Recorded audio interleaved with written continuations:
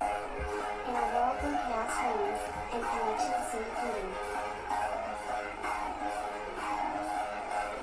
one visionary endeavors to bring us all together, live creator live after dark.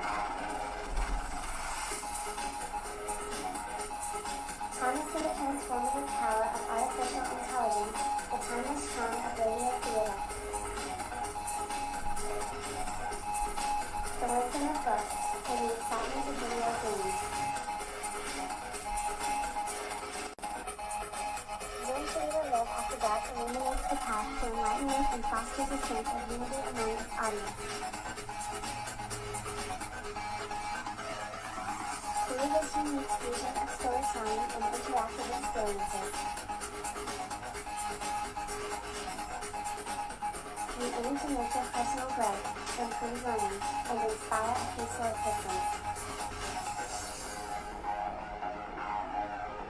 Guided by your obedient servant, Sebastian Saint Seraphine Smalls, we embark on a journey of self-discovery. But where do we begin? Begin by simply listening, slow down, see just how peaceful today can be. Together, we shall create a harmonious community, bound by shared passions and a desire to elevate the human experience. Sebastian Saint Seraphine Smalls will be there, to the end of the line, my Valentine, guiding you on this journey towards a more serene and enlightened tomorrow. Catch you guys on the flip side.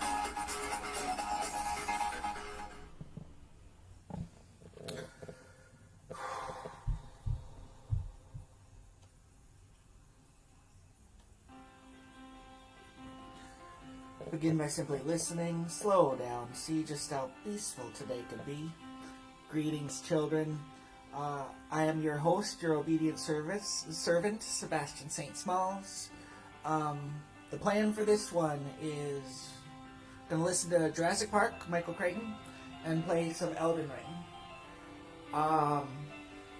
Thanks so much for being here. Wish us luck.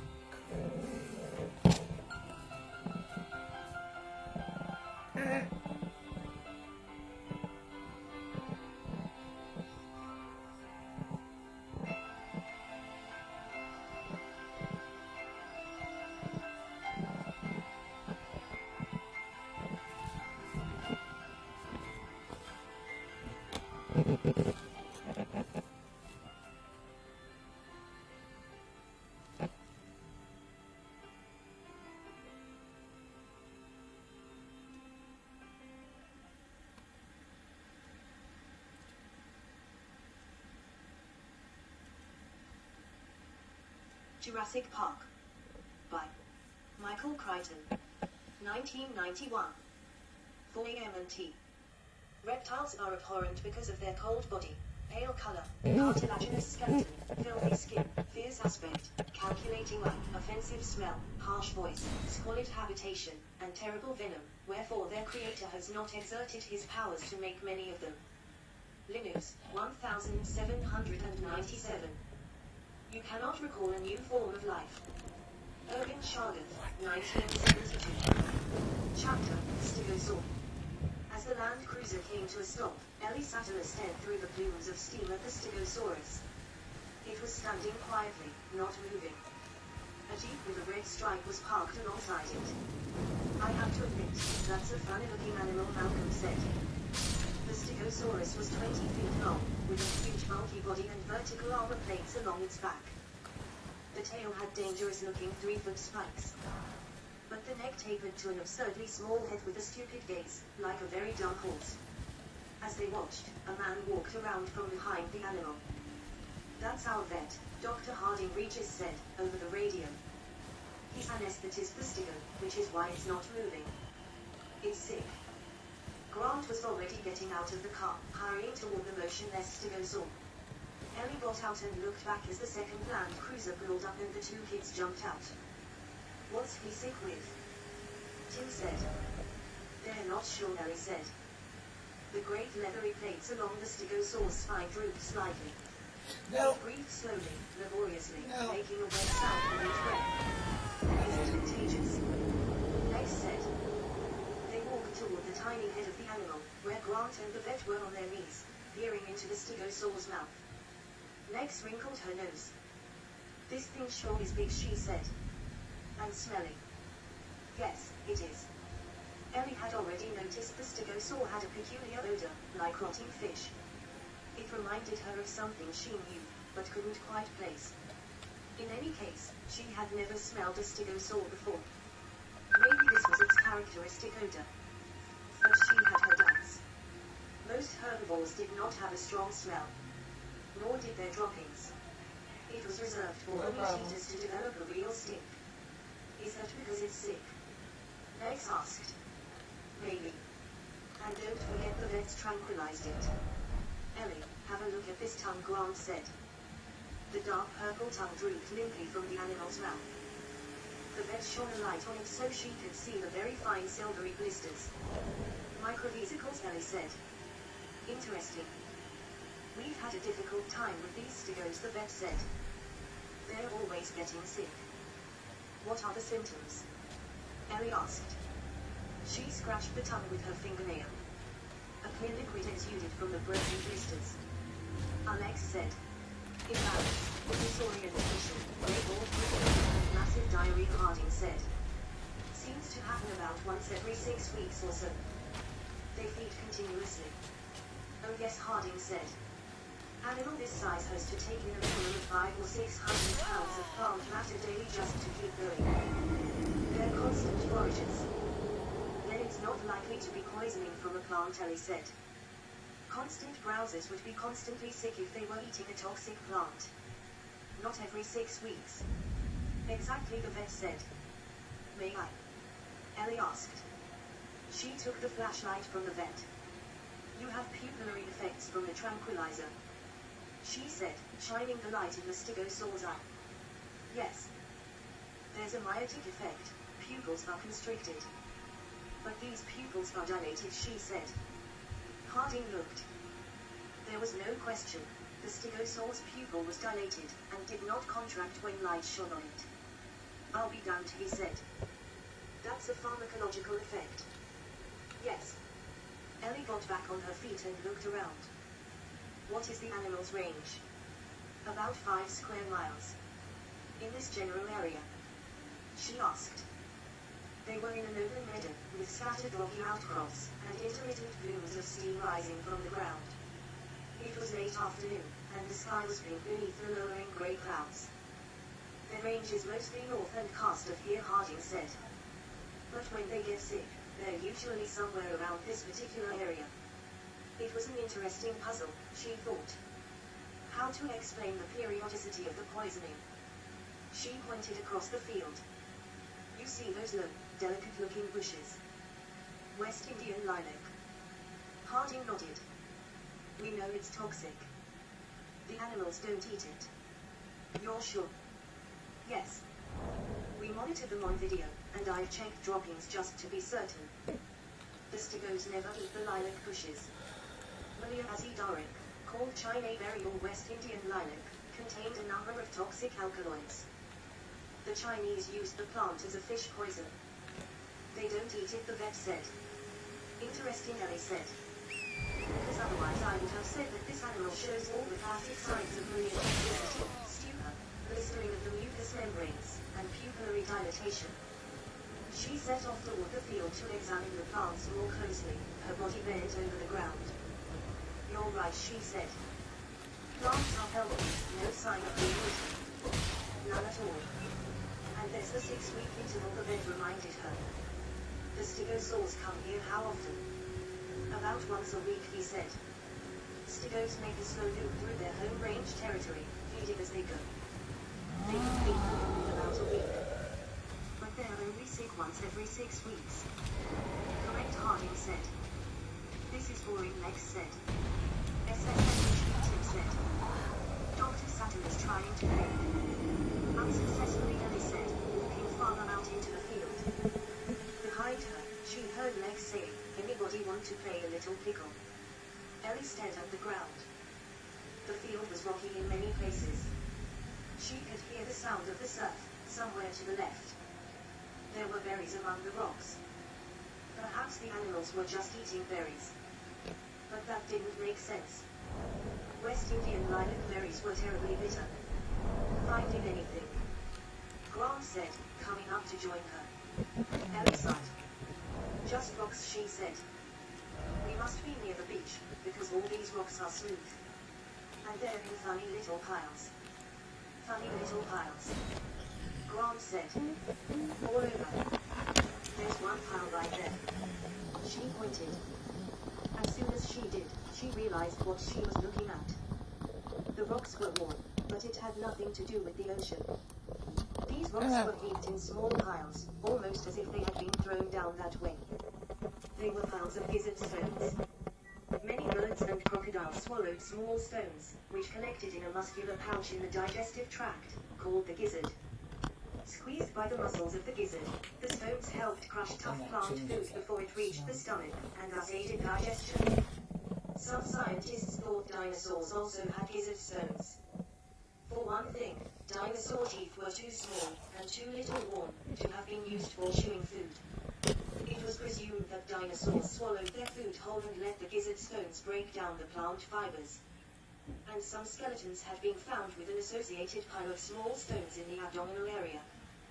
But it had never been verified, and gizzard stones, Grant said. I think so, yes.